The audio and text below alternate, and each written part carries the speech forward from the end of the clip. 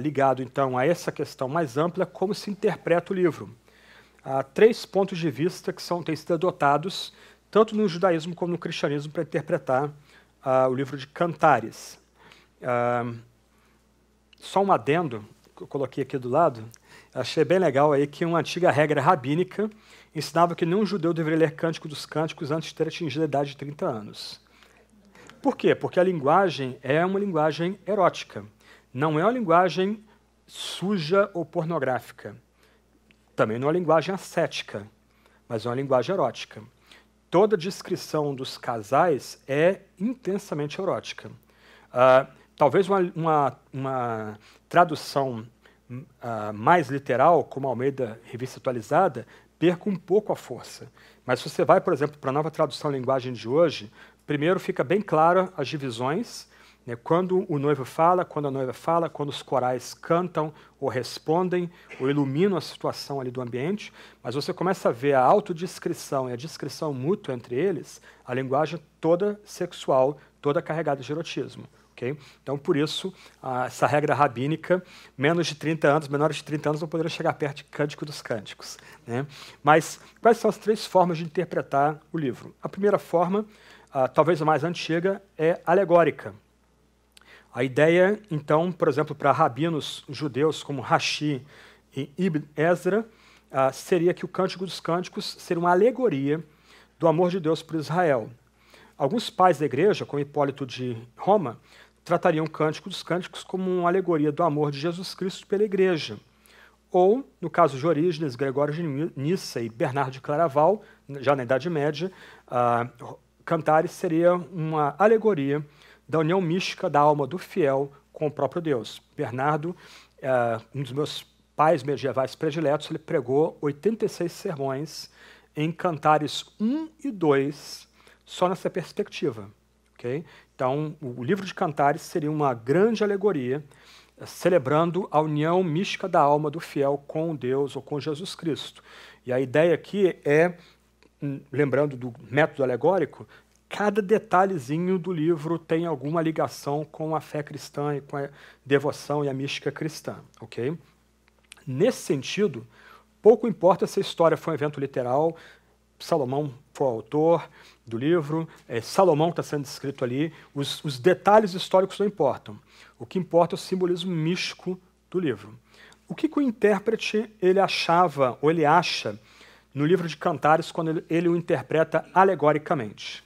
Alguns temas aí que são enfatizados nesses tratados alegóricos, esses comentários alegóricos de Cântico dos Cânticos.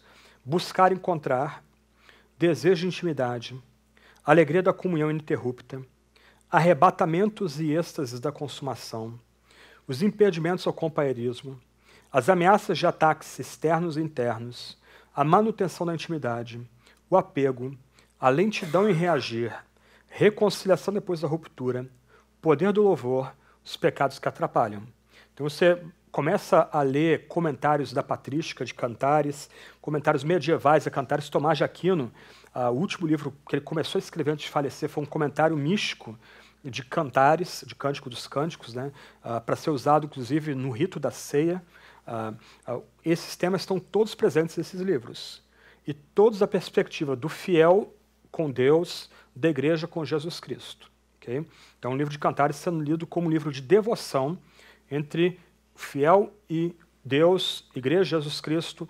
Cristo procura a igreja se perde de Jesus por causa do seu pecado, a igreja se reconecta com Jesus porque Jesus a procura incessantemente, a celebração dos anjos, etc, etc.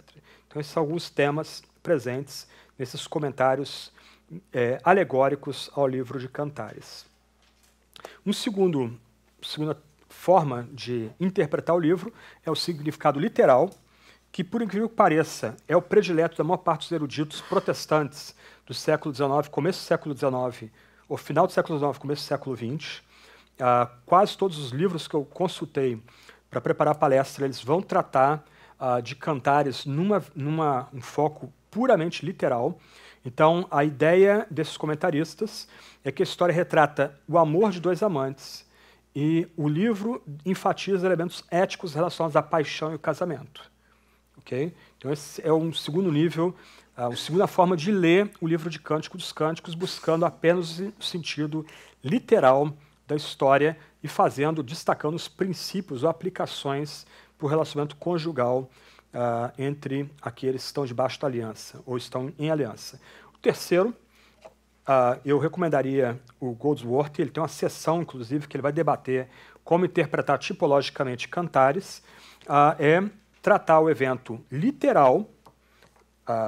Primeiro forma de tratar o livro é tratar o livro literalmente, descobrindo que o livro quer ensinar de fato como literatura poética, inclusive destacando as belezas do amor passional, mas numa segunda camada de interpretação, já que o tipo e o antítipo do Novo Testamento, tratar o livro também como uma espécie de parábola ou uma história do amor de Jesus pela igreja. Então você lembra, por exemplo, de Efésios 5, capítulos 24 a 33, toda a linguagem de Efésios ali, a linguagem primária é do casamento, a linguagem de fundo é de Cristo dando a si mesmo pela igreja. E toda a linguagem de fundo, doutrinal, teológica, como queira, ela é usada para guiar a vida do casamento. Então, Cristo se entrega por amor à igreja, assim o marido deve amar a sua esposa. Porque Cristo se entregou pela igreja, dando a sua vida por ela, a igreja deve ser submissa a Cristo. Então, assim como o homem ama a sua esposa a ponto de dar a vida por ela, assim a esposa se entrega ao marido, entrega a sua vida ao marido, né? Então, o terceiro modo de interpretar o livro de Cantares seria o modo tipológico, onde se entende a história como evento literal, a história retrata a beleza do amor conjugal debaixo da bênção divina, mas há um outro nível de interpretação, isto é, o amor descrito em Cantares também aponta tipologicamente o amor que Jesus tem pela igreja, se entregou por ela. Ok.